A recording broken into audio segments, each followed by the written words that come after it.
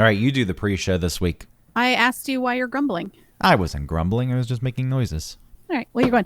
Yeah, it's just my breathing. Just. Mm-hmm. Noises don't always relay some significant thing. No? That's what sounds do. They let others know something.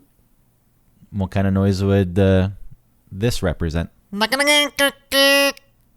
Silly. Nope. See, it didn't let you know anything. Ugh. You know what it really meant? It meant turn down the temperature. It's too hot in this room. And you just said silly. So that's that's the noise that humans traditionally used to make when rooms were too hot. We have a family whistle. Oh yeah, like a coat of arms, except like that. So you could be, in another country, and I could make that whistle. And if anybody turns around and like does it back to me, I know they're my family. Yeah, that's just known across the board. Mm-hmm. Except for my cousin who can't whistle.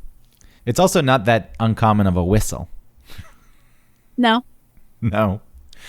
It's not like it's a complicated whistle, but people don't go around going. It should be a pretty complicated whistle if you wanted it to live amongst certain members of a tribe. Yeah. How's that? That's better. Mm-mm. No, that was the one my dad used to do. Oh, really?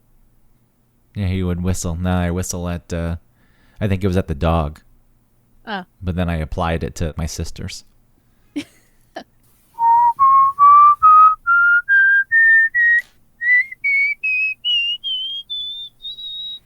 Well, if you expand that octave range, you could be the Chris Cornell of whistling. What's his song that he sings the highest on? Oh, I'm going hungry.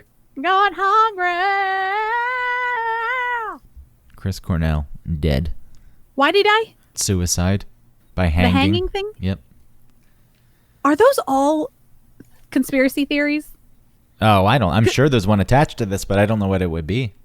Because all of those ones that were hanging, except for like Robin Williams, they're all linked with the same conspiracy that they were either part of a documentary or part of the society of people who were outing this like pedophilia ring in Hollywood. It is really all tied to pedophiles. This was Chester Bennington and Chris Cornell. Where they murdered to cover up a pedophile ring. They were about to expose a list of pedophiles, and then they were. Yeah. And that's like why Corey Feldman and Corey Haim, which is the one that's alive? Feldman? Mm-hmm. Yeah, and how that's why he's been sort of shut out of Hollywood because he names names. He's aged to look like a bad Charlie Sheen. Maybe a better Charlie Sheen, considering how Charlie Sheen is aged. Oh, man, remember Charlie Sheen in Hot Shots? God, he's so good in that. Hey, yeah, you can't take away from his work just because he's a nut job. I know, but just thinking about the way he looks now, he just looks like dehydrated version of that guy. Hey, look, if you're going to have a destructive lifestyle and you want to keep it up, just make that your brand. And then you have no reason to change. But then you die. Yeah, he wants to die. Somewhere inside he wants to die. Yeah. Isn't it interesting that some people can live like a cockroach? Like can go through anything and still be alive. Like Andy Dick or even Charlie Sheen or like Steve-O. I know Steve-O's very sober, but and Andy Dick's in and out. But then there are people like trying to make me go to rehab. What's her name? Amy Winehouse? Yes, Amy Winehouse or Heath Ledger. Why do these people die? It's just the combo of drugs. They mix the wrong things. I know, but you would think someone like Steve-O, and Andy Dick, who really push there's luck. limits. There's luck also. It depends on what you're doing. Ledger, he mixed opiates with whatever Xanax is, and I can't remember now. Benzo. And those because that's a double slow thing? Yeah, opiates put you at risk already of slowing your breathing. If you overdose on those, you're going to stop breathing. But then you mix the two. And why would you mix the two? you get more out of it, whatever that means. I don't know. Is there ever a chance where like somebody takes something that's an opiate and then they forget that they've taken it, and so they're like, I'm gonna take a Xanax? Maybe, depending on your state of mind and how fucked up you are. But I think if you're just taking an opiate, you don't forget that you took it. Okay. Whatever my experimentation with that was like I knew exactly how many were left at any given time. Yeah. I forgot. Oh, look at this secret supply that I didn't know that I had. That never happened. I guess I've never really been high on opiates, if it's like a out of your mind thing or... You've been high on them. If you've taken them as you're supposed to take them. I mean, I think when people take them for the first time or sometimes first few times, some people get sick. The first few times I took it, I was like, ooh, this feels real nice. Yeah, that's all it is. But then after that, I just felt like a weight. Like I felt like heavy and horrible in my head. Some people, when they talk about nodding, I don't understand that. That's just on pills too. You can nod, I guess, if you take a lot of them. Is that like falling asleep nodding, you mean? Yeah, but I don't know what the appeal to that is, but people love it. I'm nodding. I'm so high that I'm kind of in and out, and I'm just sitting here and I'm out and I'm smoking a cigarette and it fell on my lap and started a fire, or I fell asleep in my food. That was like my old neighbor who was the heroin addict. He was just sitting in the courtyard one day, nodded out with a lit cigarette in his hand. And I checked on him to make sure he was all right. And he woke up and he started talking to me for 5 minutes. And then there was something in his mouth. And I thought, I don't know what's going on. Is his lips swollen? And then it turns out that he had like half chewed bagel just in his mouth the whole time. So he was also eating. And he nodded off. And then when he came to and talked to me, the food was still in his mouth. And it's like he didn't even recognize that. Wow. Well, they must enjoy it. Well, at that point, I feel like it's just complete escape. I don't like that total escape. I think we've said this before, like I like to have one toe still in the lake of sobriety. No, what I liked about opiates was just like it was a boost of energy and makes you feel good. Opens you up, like opened me up. Whereas like I don't really want to talk to anyone ever. It's like, oh yeah, let's talk. I feel good. I feel so great. I don't even care what the subject matter is. We're like self-medicating. Yeah, sure. Did it make a hole? I hole punched a bottle cap in case anyone wants to know what the hell was happening.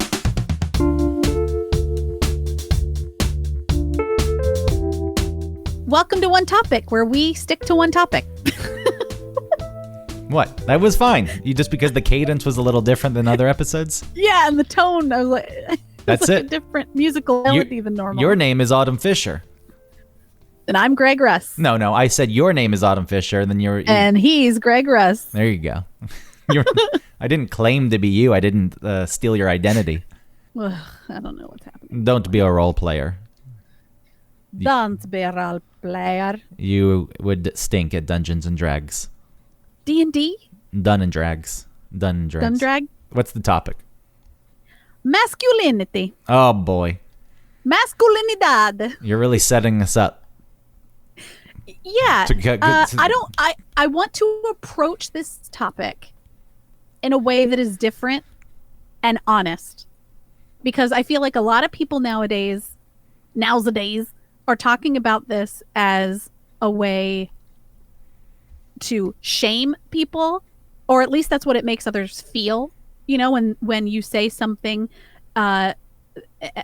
is masculine and you paint it in this really negative light, and then all that does to someone who maybe don't have their eyes open to what sometimes masculinity can present in the world or how it can affect people, it paints them in this horrible way, and then they feel like shit, and then all they do is like double down and say like, no, it's not wrong to be this way, fuck you, and then they don't listen. And then I want to be honest with how we experience it and what it's like when it is annoying, when it's masculine toxicity.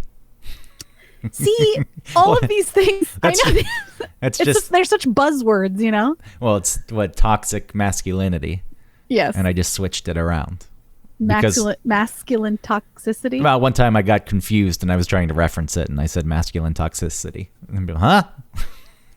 Did you then pretend that they were stupid? That's toxicity. That's got a male bent to it.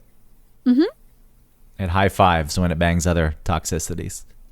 Yeah. That's what happens in that situation. All right, so why are you thinking about this?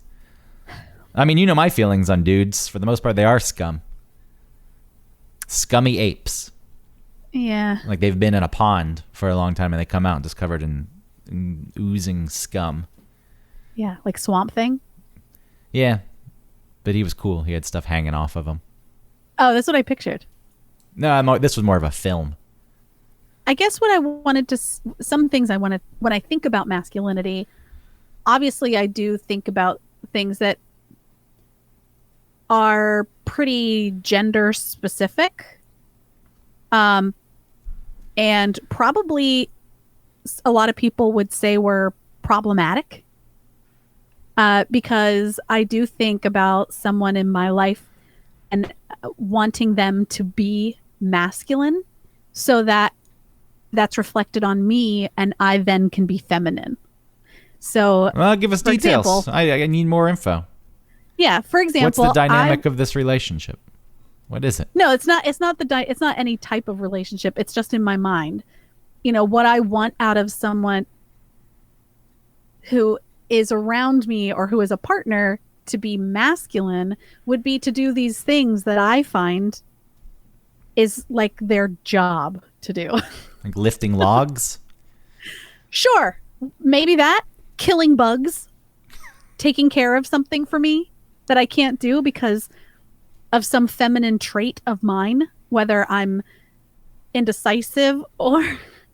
Is that a feminine trait? Now be careful in that territory. I'm telling you. I think my feminine traits, you know, I'm not so strong physically.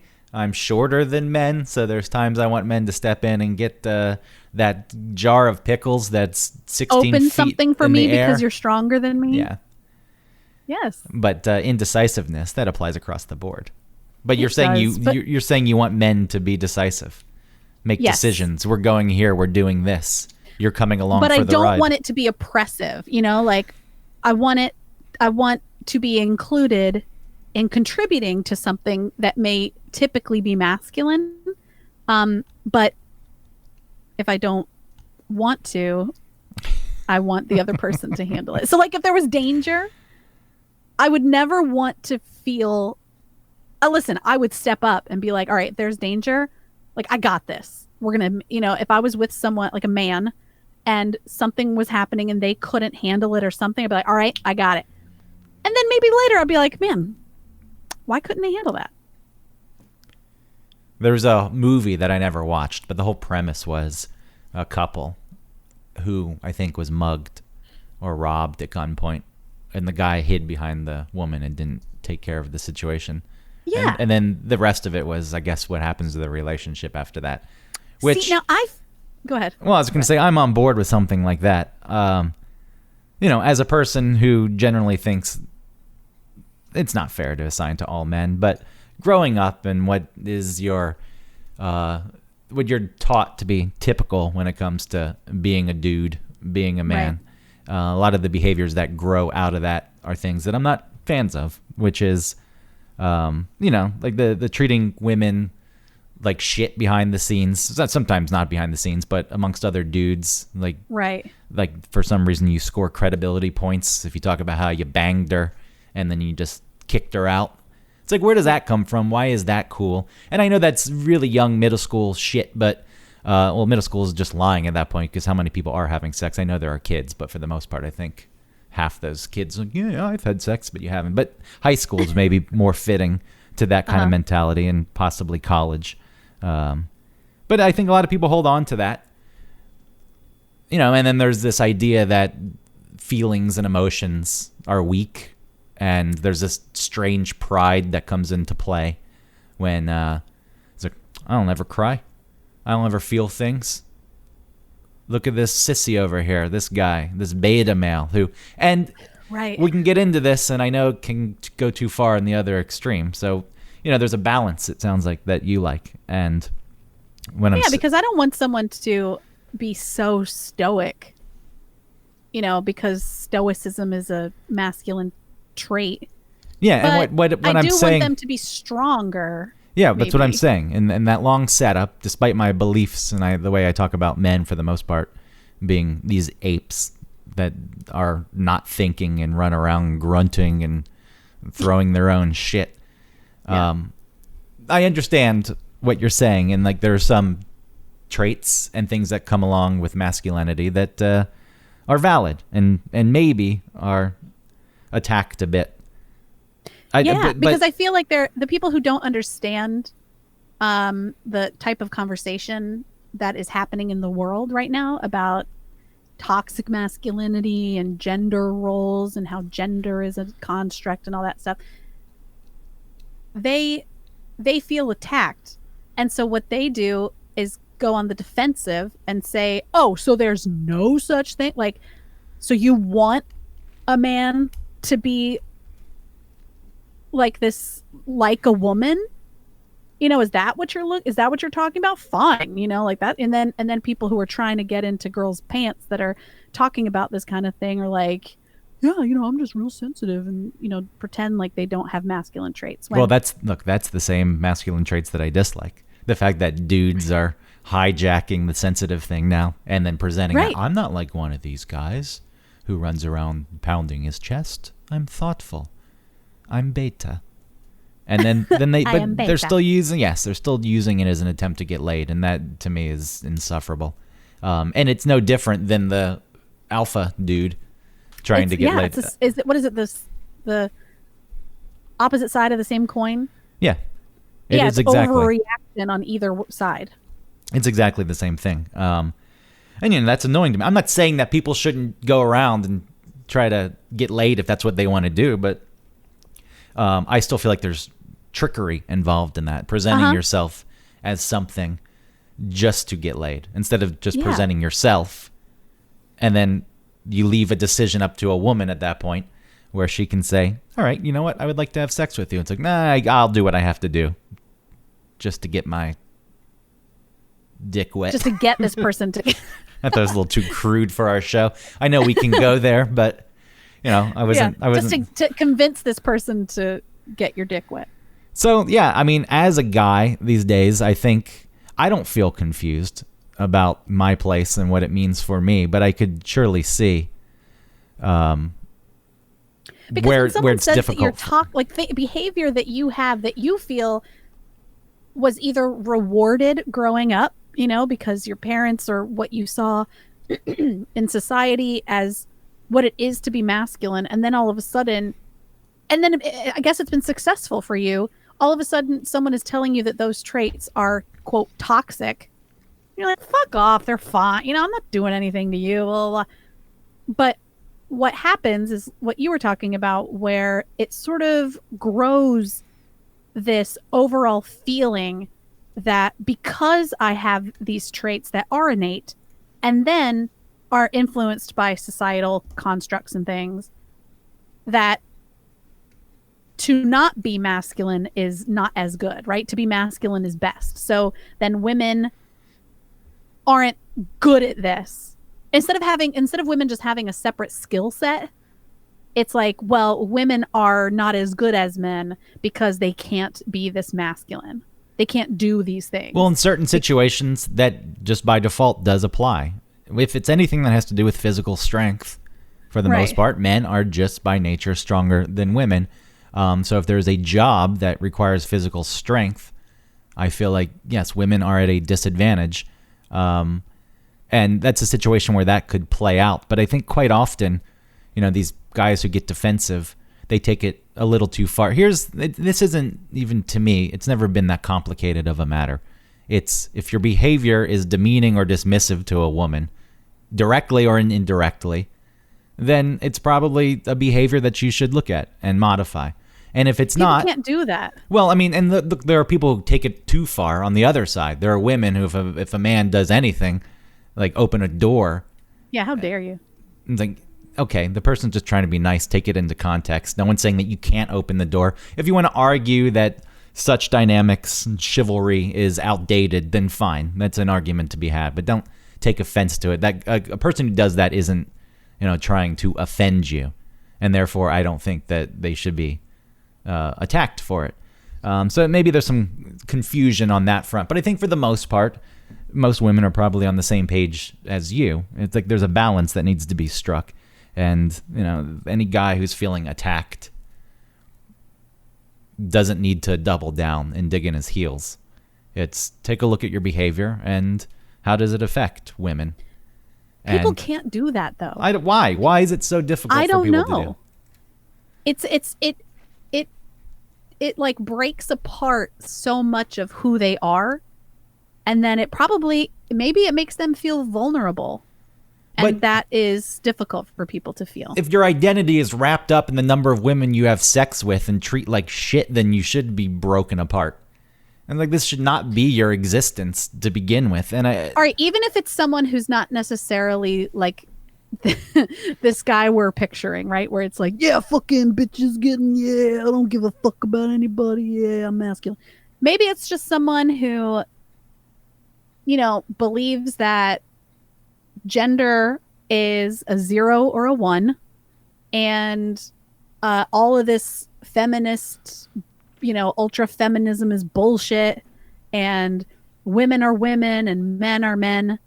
You really are taking apart so much of what they know about the world and what they've felt and grown up with in the world, that I guess it's difficult for people to sort of be able to exist in that world because it feels so foreign to them and therefore probably very wrong. I hear what you're saying. It's just hard for me to grasp. Because if your identity is wrapped up in this, I just think you're misplacing your identity to begin with. Mm-hmm. Whether or not these behaviors are right or wrong, or just the fact that is who you are, and you're wrapped up in this idea of what it means to be a man. And if someone challenges that and says that you should think twice, that it completely destroys your ego. Yeah. I mean, there's issues there. Because what if someone came to me and said, okay, your femininity is toxic. You're influencing other people to be a certain way. So like my femininity is sort of like poisoning my daughter into believing that this is the way to be feminine. Could someone say that to me? Is that what people feel like is happening? Possibly. I mean, what are you instilling in your daughter? Yeah, I guess I'm not instilling that like what is men are. Oh, I guess I could be. I could be. Oh, maybe this is happening. Maybe there is some toxic femininity in saying like all men are pigs. Yeah, I mean, if you present it in a way that's not winnable, like for the other side. Because so many women do that. Yeah, because a lot of it is based on experience. But that aside, if you're setting it up so there's no winning, and it's like, look, just writing it off, they're pigs, nothing you can do about it, don't even deal with them. Yeah, that I can understand that. I was also thinking that maybe toxic femininity could be viewed by some people as instilling traits such as really pushing her to be a girl, like dresses and dolls, and she wants to take karate, but I make her take ballet. Yeah, and I don't know if there's much harm in that. Well, if she wanted to take karate and you said no, and you went against her wish because of an idea of what a girl should be, there's harm in that.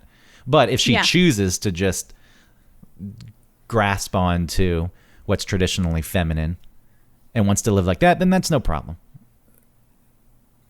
I do think, I don't know, it's hard because, I resort to talking about men who are just out to get laid and treat women like shit. But, there are traditional roles that I also think are outdated. Just the whole, a woman is a homemaker. I'm the man. I go out. I make the money. Marriage really is, to me, an archaic institution that's based in like ownership. Like the woman takes the man's last name. And now you're mine. Your dad gave you away to me. Now you're mine. It doesn't mean that I don't understand marriage in a different sense. We're making a commitment to a person and choosing to have a life together. I get that, and I can also appreciate that. But, a traditional marriage and that dynamic, I want to say it's not something that I think is cool, but I stumble over that because who am I to say that? If the two people in that relationship want that kind of dynamic, then who am I to say that they're wrong? Yeah, I think that's across the board. I think if it's working for someone, then it works for them. So whatever. But I do think that sets up ideals. But then if those two people say that somebody else's relationship is less than because they choose not to get married because of some sort of because of like what you're saying, where they feel like it's this archaic whatever, there's this sort of issue with the man in her life previously was her father, and then the husband is now the man, like for that couple initially to look down on the other and say like, then that's where masculinity and femininity and I guess identity like that becomes a problem. It's only a problem though if you're demonizing the other side. That's what I'm saying. Yeah.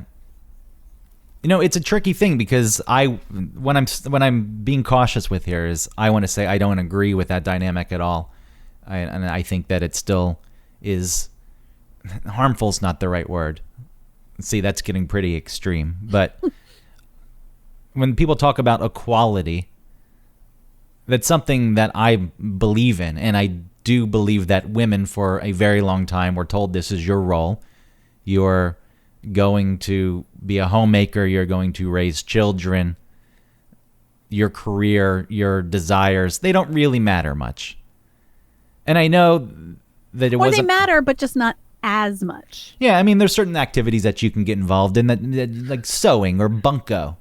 You're allowed to have those things. Well, even a more modern approach still can be like, well, I'm the breadwinner, so your needs are less than. And again, though, if that's the dynamic that the people want in that relationship, then fine, so be it. And if they instill that in their children, and their children want that, then I guess fine. That's a society. That's a societal I think people that you're talking about. Yeah, people ultimately should be able to make their own decisions, and people should not be held back for the things that they want. And I think that's where the problem comes into play with the traditional roles of masculinity. I mean, now we're just kind of talking about gender roles and not masculinity. But if there was a woman who wanted to do something, but society had said, nope, this is the way things are set up, you're not allowed to do that thing, that is a problem. And I think that there are models in place where that quite often happened, and that's why I view those things as being a problem. But if there are people within that who are happy living like that, then I have no problem with it. But if they start pushing it more and more where that continues, if you present those, I know that I'm all over the place, if you present those roles to your children and you try to pass that along, and the children don't want that same thing, and then you make them feel bad for that, that's where the problem is. I think that there are things that naturally occur when you live your life as a man, when you live your life as a male human. Well, what are you thinking? I've tried to live as a man. I don't know. There's like a spectrum of masculinity, right? And then there's a spectrum of femininity. I think that just comes on average, right? Normal, quote unquote. And then when someone sort of goes outside of that spectrum, then it is different and it is maybe odd. Well, what are you thinking? What are some of the things that fall into these spectrums? Well, okay, so hold on, let me get there. So, like I said, naturally, I think that these things happen and occur. And then that all gets boiled down into this thing where, like, if a woman does something that a man does, then it's treated differently than if the man had done it. And the first thing I think of is like in an office place where a man can be like kind of a shithead, but be very successful. And a woman who is kind of a shithead is a bitch, or like if a man is very decisive and, curt with his employees, then he's a leader. and he gets things done and he's down to business or whatever. And a woman does that, and it's like she's uncaring and unfeeling, because we do place these gender roles, or these certain traits of femininity or masculinity onto people. Well, those are the discrepancies I feel as though shouldn't exist, and they do still exist. And that is when people talk about masculinity being toxic. And I know it's such a buzzword now, and people hear it and they just glaze over. But where those discussions come from are those kind of dynamics. Now, some people, again, as we say, to take it way too far, but let's just eliminate that so we can just focus on this part of it. There are valid points that are made about the dynamics of workplaces, just society in general, relationships, where the inequalities do exist. I feel like anybody who opposes that, I question why anyone would oppose that, wanting to change that. Yeah, there's a lot of things going on right now that it seems like you would hope that someone's reaction would be, am I doing something that's harming someone else? I don't want to do that. Tell me what that is so I can figure it out. But I think that some people can't. They feel attacked when that happens. If you're feeling attacked, I feel like there's two reasons. It's your identity that's being attacked, which I can understand. It doesn't mean you're right for digging in and claiming that some of these things don't exist. Or you feel as though you have something to lose. And I think maybe men in a lot of these situations feel like they do have something to lose. I think overall, that's something that's going on. We've kind of hit upon this on other episodes, but white men in general feel attacked, and I get it. A lot of that, and we don't need to go too deep into that, but a lot of that does come in, like your identity's being attacked. You feel as though just because you're white and you're a dude, that people are coming after you and dismissing you, and that's not really what's happening. They're just saying that white dudes in general, there's a dynamic that's been set up where they benefit more than other people. And you really can't argue that. And then I think some of the people do feel threatened within that whole movement, where it's like, all right, well, if that does kind of exist and I have things to lose. And that's hard for people to admit. Nobody really wants to admit that. And then boiling it down to just masculinity and how it plays into the dynamics with women, that surely is there.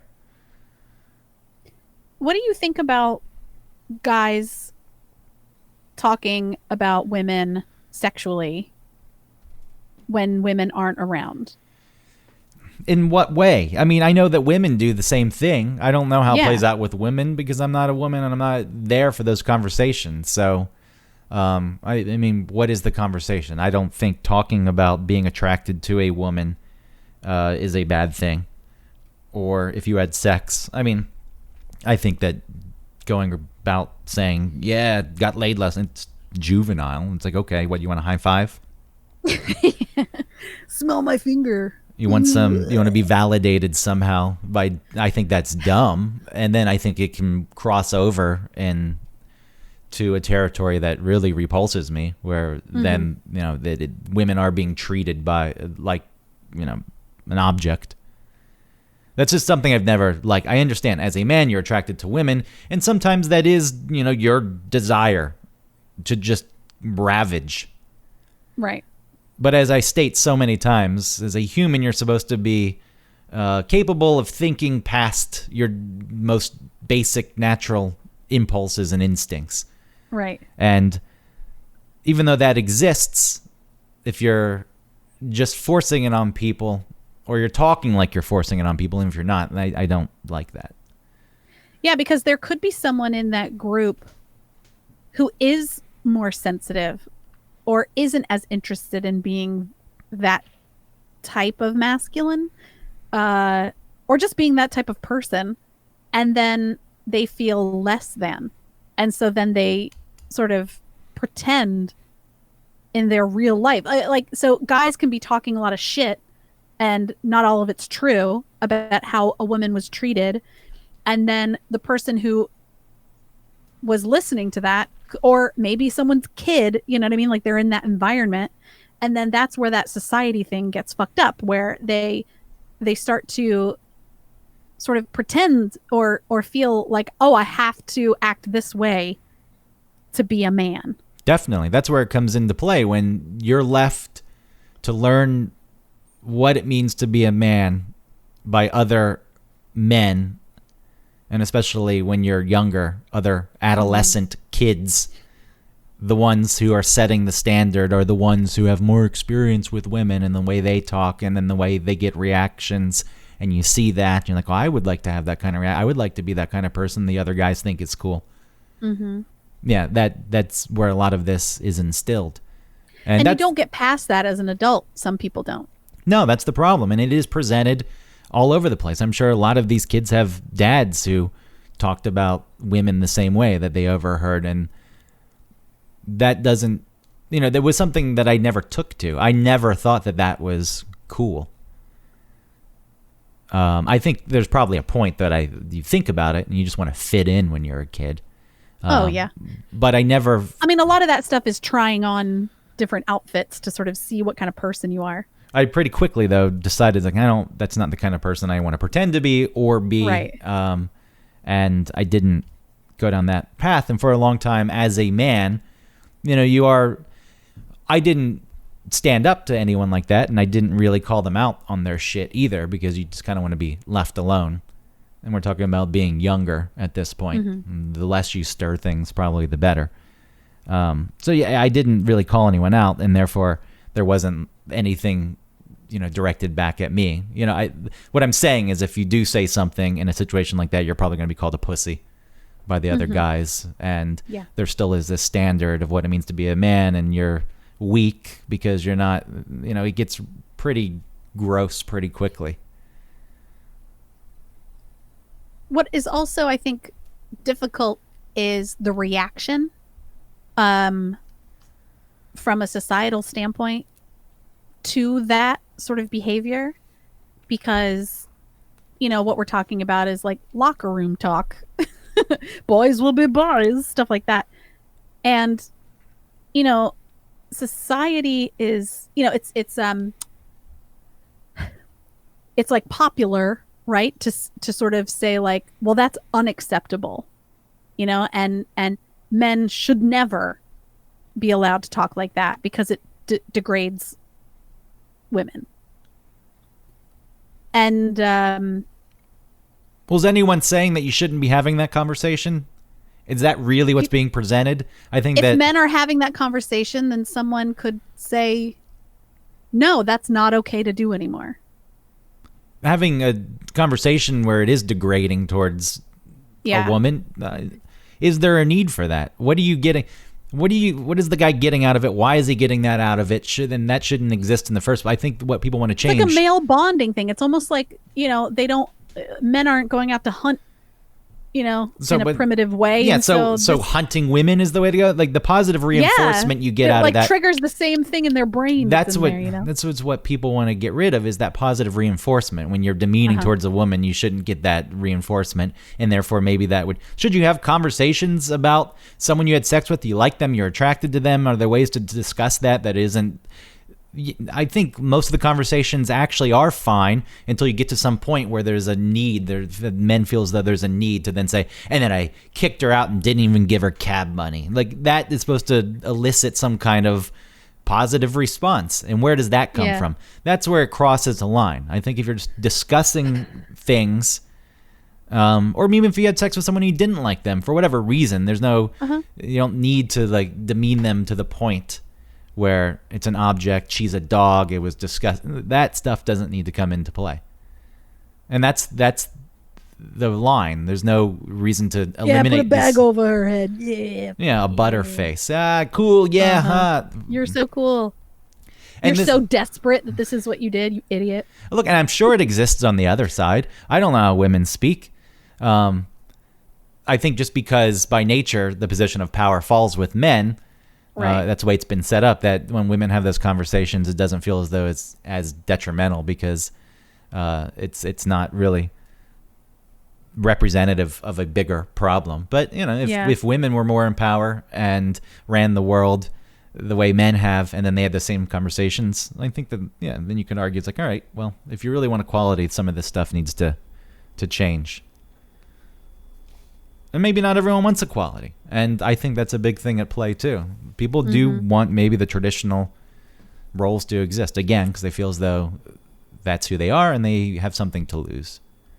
I think that there's a lot that's going on, like I said, on either ends of spectrums, right? Where it's like all or nothing. Well, we need to be exactly however we want, even if it's, offensive or it, stops women from gaining access to success. I don't care. I don't want it to change. And then the other side where it's like, oh, well, we have to, get every man to be not so quote unquote masculine because it's offensive to be, I think that in real life, there's much more, most people are falling into either ends of the middle of this spectrum. But because of things like social media or companies that are trying to prevent, lawsuits or trouble or virtue signaling, we feel like in reality, it's people on either end of the spectrum when it's not. We're presented this fake reality of what's happening in society based on being online or news who's trying to, stay connected to their channel and stuff like that. You have to simplify and boil things down. And what happens is the just most basic parts of those messages are what's presented. And our eyes are so, glued to a screen that's telling us what's happening in the world that maybe we're not experiencing what's actually happening in the world because we're less, especially during this pandemic and quarantining and everything, like we're not interacting with people as often as we were before. And even before, even when we were, it still was difficult to sort of experience the world. But especially like during all of this, racial stuff and gender, whatever, it's like maybe we're not experiencing what it's actually like. Well, there's no reason to, I hear what you're saying, but there's no reason to dismiss these things. The nuance of these movements it's all lost because, again, things need to be presented in extremes. The news is guilty of this because they presenting a nuanced story with a lot of context. No one's going to really read that. It's also not attention grabbing. So then you just have to boil it down and push your basic messages, and it's either or. That's what ends up coming out. And then people post that, and then they say, like, this is the reality of the world, when it's really not.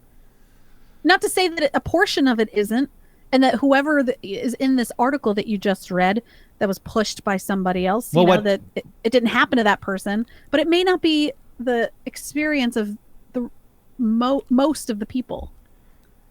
Well, what happens is there are actual changes that are happening. I guess the most noticeable in a workplace, but just viewpoints in general about the dynamic between men and women. That is happening. That is being implemented in many places.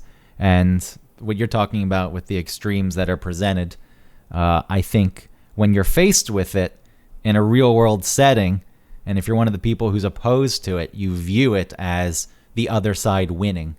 So therefore, what it actually represents, it doesn't even matter at that point to you. It's just, this is bullshit. You're right. And why is this here? I'm being stifled. Yeah, and that's a product of people not having the information, or it's a product of really, again, you want to keep the way things are. And I wish people would be honest if that's what they want, and with the reasons they want things to stay the way they are. It's like I would disagree with you, but at that point, it's too easy for you to hide right now behind the other side, and people are coming after me and attacking me. Be honest with the real reasons you want things to stay the same, because it benefits you. You like it. You're the one who's in power. You're in the stronger position, and you want to keep it that way. I wish that people could be more self-reflective. Yeah, good luck. I know. It would just be nice to say, where is this feeling of anger coming from? Oh, and I did want to say about this topic that I sort of used to feel the way like, get out of here, ugh, it's too, you're too sensitive. Who? I mean, just anybody who's talking about anything because I felt unsafe, for things to be different, it really is about control. I know where things are. I know where everyone's placed. And when you tell me like, oh, actually the board that all of these things are placed on has shifted, I'll say, no, it's not. You're wrong. You're crazy. Well, that brings up yeah. That brings up a good point that there are probably women out there who don't want to change as much either because their roles are defined and people know how they fit. People like to know how they fit in. And maybe that's the reason that you would dismiss it, because then it presented new challenges for you. If you were to look at it, I feel like your feelings actually would be on the side of, hey, let's make things a little more I do feel like that now. Looking back before, I know that I reacted the way that I'm, I don't want to say demonizing, but I'm saying is a negative. So maybe, maybe if you've been saying for a long time that whatever that other thing is that feels a little threatening or you feel is wrong, it's okay to also change your mind, Well, yes, change your mind and understand actually what's being discussed and not just jump on because sometimes changing your mind makes you feel like you've lost. But it's not a matter of winning or losing. That's the whole problem. It's not really, but it's how you feel about it. It doesn't matter if it's true or not. It's just how someone might feel about it. Yeah, but that whole approach at that point, I feel as though it's flawed. It is flawed, but it doesn't really matter. It's what people feel. I mean, as a man and trying to understand what it means to be a man, a lot of the things you say, I do feel as though in certain situations or in a dynamic of a relationship, what I really want is a partnership where both people are autonomous. There isn't a power struggle or even a power dynamic where one person is the one who's always in power. I think that should go back and forth. But there are things that, I would like to take the lead on. And that's not necessarily career. I think I would have a problem if someone I was with was the one with a career and I stayed at home. And that's rooted in these old ideas of gender roles and what it means to be a man. And, that's not a place I would be comfortable in. But I feel as though a man who decides to do that, that's fine. And right. I think a man who does do something like that is labeled as being weak or something similar to that. But what I'm saying is there's still things that exist in my mind about what it means to be a man. And I would like to go out and also work and contribute. And doing that you shouldn't be criticized for having that need. No. And saying like, oh, you just can't handle this, blah, blah, blah. And, having sex is something that I enjoy. I know that quite often I dismiss it because I was working on the extreme other side of being around men who presented themselves as apes who just wanted to get off. And I needed to prove to, who knows, myself really, but maybe the rest of the world, but only myself, that I was nothing like them. So I would go to the opposite extreme, like, I don't even need to have sex. But, the truth is, I do like it, and there's nothing wrong with that. There are ways to go about it where it's respectful for everyone involved. I don't get off on the idea of being demeaning to a woman or being overly in control. And I know that unless she's into that. Yeah, I mean, if she's into that, then you work that out because then both people are enjoying it. It's not against someone's will. I also think that, having feelings and not just shutting them down that I don't see why that's not a masculine thing. Like learning your feelings and presenting them and having control of them, or even when you can't have control of them and they feel like, but being able to maneuver and work within them, like should be a trait that all men try to grasp. It's like, yeah, your feelings are okay, understand them and learn how to work within them. Why is that a feminine thing? Because women are typically more connected in with their feelings, and maybe that's because for some other weird societal made up thing where we've decided to talk to little girls more about how they feel. Or maybe it's because it is nature for women to have more feelings about things. It may be nature. And I know that there were certain points where it's like there's a job to get done. And if you have all these feelings, it's going to get in the way, like war. That's true. Or hunting. Yeah. Like, sure. But it's not the world we live in. And also, you can have both. You could learn to have your feelings. And then if the situation arose where you had to act, you can still do that. It's not like you lose that ability. It's not going to be, oh, I'm sitting here in the corner and I'm so sensitive. Now I can't go handle this thing that needs to be done because I chose to be in tune with my feelings. Like that, it's another either or that exists. Mm-hmm. That's all anyone wants to work in. And, that dynamic does still exist. It's probably the easiest to understand because then you can, and then like you said in the beginning where it's like people want to have a place.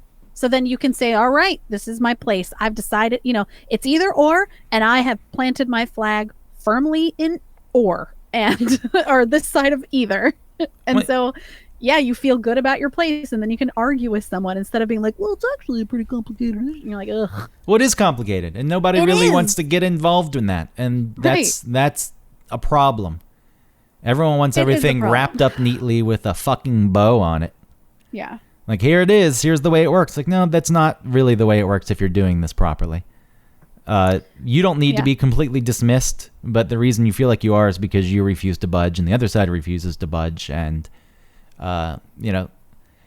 there's a middle that you can meet at and then branch out from there. And it's also going to be pretty messy feeling. If you approach these things honestly and realistically.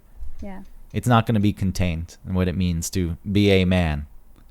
And it will be probably more complicated than you want it to be. And changing. And that's okay too.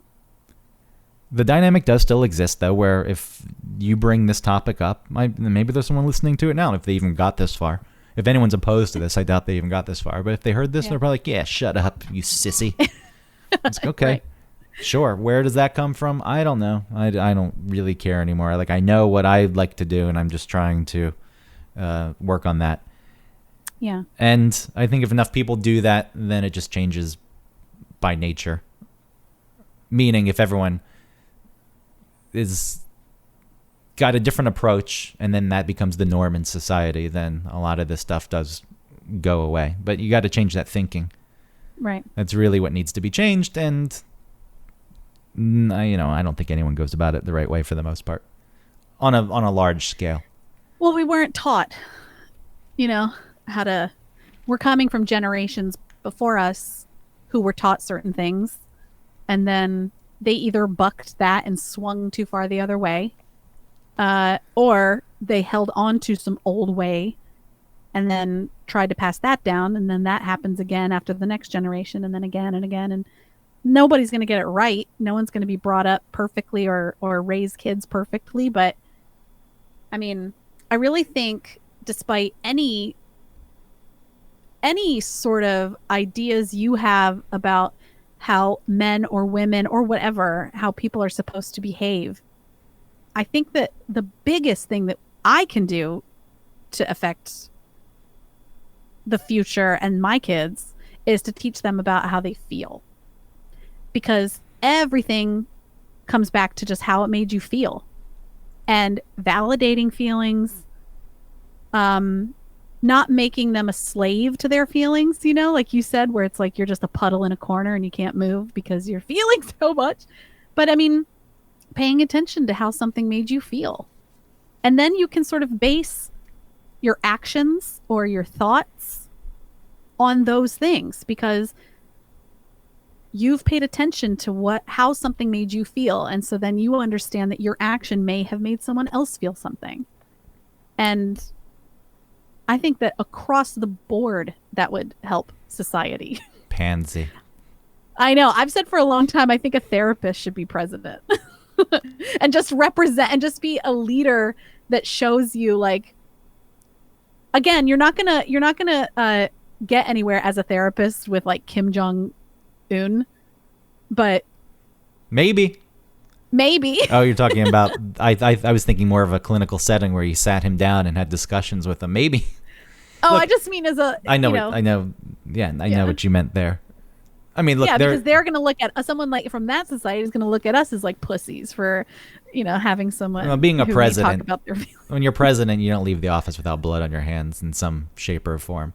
And sometimes you have to act, and it can't be rooted in emotion all the time. That's true too, and that's what I'm saying. Where it's not like you're a slave to your emotions or to other people's emotions, but just paying attention to how the world affects you because you have an effect on the world. And I just feel like overall that would be a better society. That doesn't mean that someone can't then be like, yeah, I fucked her, like that's okay. People don't have the ability to view it in such a manner. Mm-mm. As it comes to feelings, I guarantee a lot of people think that if you give into it, then you lose it completely the other side. You're like, all right, now you're just, as you said, a slave to your feelings, and you're indecisive and you overthink everything. Yeah, you're pussy. Sure, that can be a real thing, and you can use it as an excuse not to act. But there's a way to introduce and balance it all. And anyone who feels the need to still behave in a way that's demeaning to women as a man, I don't understand. I don't know what you get out of it. I've never quite understood it. Other than I understand what they're doing, right? Yeah, they're creating camaraderie and but somewhere in there, if you really think, this is the way that it is, and it's worth protecting, that I can't understand. Yeah, it should be like, we're busted, fucking Jesus, you guys, you gotta stop degrading these women. And just quickly on the other side, like my sister. On the other side, if you still want to open doors and pay for things as a man, some women maybe don't want that, and if they don't want it, then fine, let them have it. There's nothing, but if it's still, that's just being nice. Yeah, it doesn't. I was offended during my pregnancy when people didn't open the door for me. Well, you still want that kind of treatment, and that's okay. I sure do. Yeah, because I do feel like I said in the very beginning of this episode, where some of my femininity comes from reflecting back from someone else's masculinity, which I like. And as a man, as I said, I there's still some roles that I view to be mine. Protection of a family or people you care about, that's one of those things. Certainly that would come into play. Yeah. Making decisions sometimes, not all the time. Sometimes. Because if you make them all, then it's like, all right, it's always at your will. But and then it's all on your shoulders too. Sometimes there's a control. It's like, just take control of the situation. It's like, okay, I can do that. I have the ability to do that. Yeah. And I will do that. It doesn't need to be all the time, and it doesn't mean I can't decide. Right. So, it's ongoing. I don't think we fixed anything or cleared anything up, but I think that discussions like this, what I hope that someone listening may do is have a similar discussion with someone, so that people can exist in the real world and not experience it through, your crazy aunt reposting something on Facebook or your crazy uncle. Let us hope. Thanks for listening, everybody. Please rate and review, subscribe. Please support our sponsor, hoffandpepper.com. You can get 15% off with the code OneTopic15, and find us on Facebook, message us, talk to us. We like it. Bye.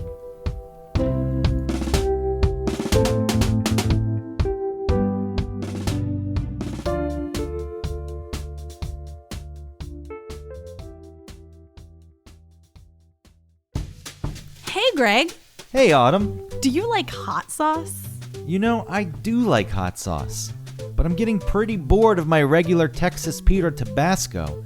I'm looking for a local sauce without any additives or extracts. A company that uses local peppers so it's as fresh as possible, and a company that really cares about the integrity of the sauce and where their ingredients come from. Definitely. And hey, while we're at it, I don't want a sauce with too many ingredients. A lot of other sauces out there, they have all kinds of fillers. So I'd love to find a sauce with, I don't know. What? Let's say no more than 5 ingredients. I mean, it's crazy, but there's gotta be a company out there that hand processes their sauce. You know, bottling and labeling every bottle themselves. I'm probably asking a lot. Well, you really are, but there is a hot sauce out there who only uses 5 ingredients, What? 0 fillers, Huh? additives, or extracts, and who bottles, labels, and packages everything themselves. It's called Hoff Sauce. What? They're a small batch hot sauce company out of Chattanooga, Tennessee that's won Best Louisiana-style sauce in the country. How many times? Not once, not twice, 3 times. 3 times! How does that sound, Greg? I think that sounds amazing. You know how you can get your own bottle of hot sauce? No, tell me please now. Hoffandpepper.com. And not only am I giving you the gift of the best hot sauce that you'll ever taste, I'm going to give you 15% off if you use the code ONETOPIC15. Hold on, that's Yes, get a pen and paper. 1 topic 15. Good. That's ONETOPIC 15, all squished together at checkout. You'll get 15% off your order and your life will be better. Thank you. You're welcome.